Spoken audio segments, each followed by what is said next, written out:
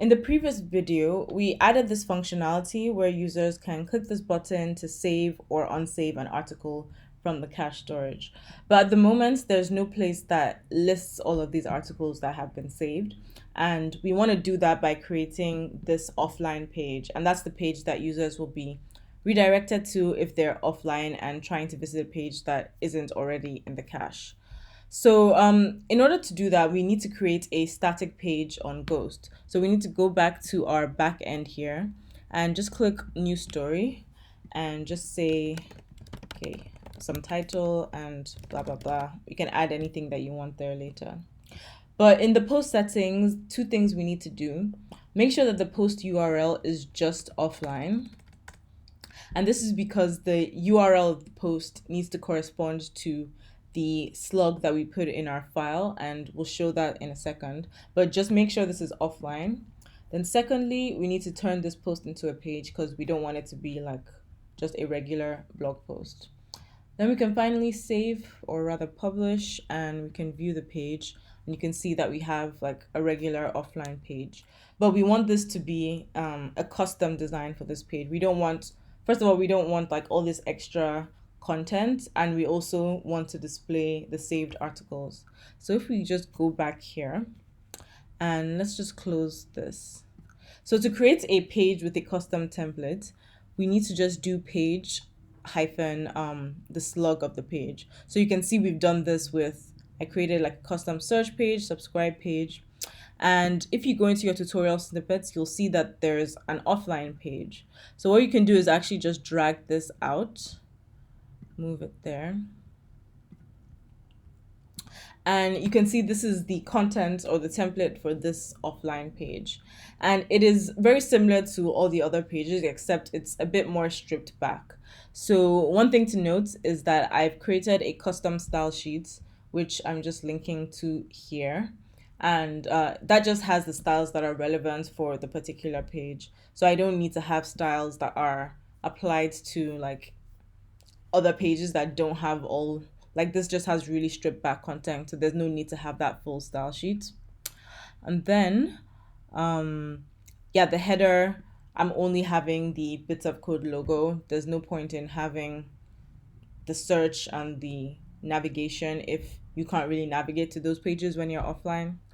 And yeah, you can see we just have a to-do item here, which is to add the inline script to get saved articles. But what I just want to do is make sure this template is working. So if I go back here and refresh, you might have to restart Ghost. Yes, we do. Actually, we probably don't have to restart it. What we could do, if you just go to design and activate the other theme, then come back and activate this theme again, which is kind of like restarting the theme. Then if you refresh, you can see that this is now like is using the correct template. So now what we want to do is look into the cache and just display a list of all the articles that are available.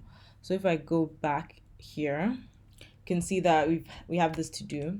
And I'm just going to add this inline mainly because it's going to be really short, and because we're going to have to cache anything that this page links to. So if I were to link to an external script, I will have to cache it at the same time as I'm caching this particular offline page, and probably don't need that, seeing as it's so small. You might as well just put it in line. So that's kind of what I'm going to do. So similar to what we did before, we're just going to open the cache, caches.open, and then it's the articles cache. I'm not sure why I did that. Yeah. But then we have the cache.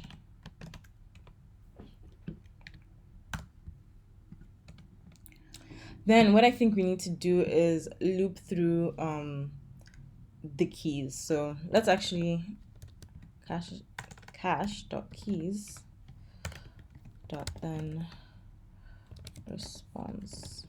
Let's just console log this because I'm not actually sure that this is the correct syntax. So let's go back here and refresh this. Okay, cool. So yeah, we do have exactly what we want. So these are all the articles, and right now we just need the URL. I'm going to make some changes in a bit or in a later video rather, to make this look a bit nicer. But right now we just need the URL. So let's go back here and we're going to display it here because here it just says checking for saved articles. And what we want to do is replace that with essentially an unordered list of all the articles that exist. So first of all, I'm just going to make sure that if there's nothing, I will just display, I'll just display something that says, oh, nothing found. So let's say saved articles, and let's just reference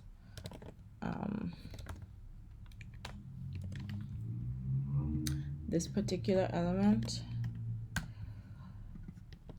save articles.inner HTML. And let's just have a paragraph that says no articles were found, sad face. But then if we do have articles, let's just create a simple template. Whoops. Equals to. So I'm just gonna have a heading that says, oops, no, I can't write saved articles. Or actually we can have the number of saved articles, right? Response.length saved articles. Then we'll just have a simple unordered list. And then what we're gonna do is loop through each item and just output the URL. That's all we want right now, right? So response.map article, and I should put this here. And let's just put the article.url, right? And finally, what we want to do is replace the content with this template. Okay, yeah, so what I've just done here is use the map function on an array, and I'm just outputting a list item with the article URL. It's actually not going to be a link, so let's just make sure this is a link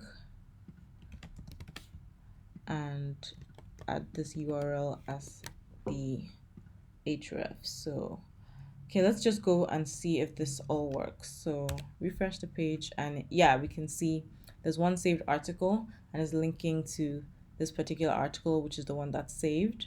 We can go and try something else. So let's save another article and go back to our offline page, and you can see that there are 2 articles here.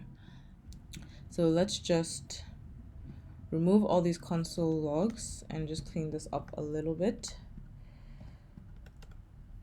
And yeah. So we've added this button to allow users to save or unsave articles from the cache. And we've also created this offline page where they can view all the articles that they have cached. And next, what we need to do is handle what happens when a user is offline.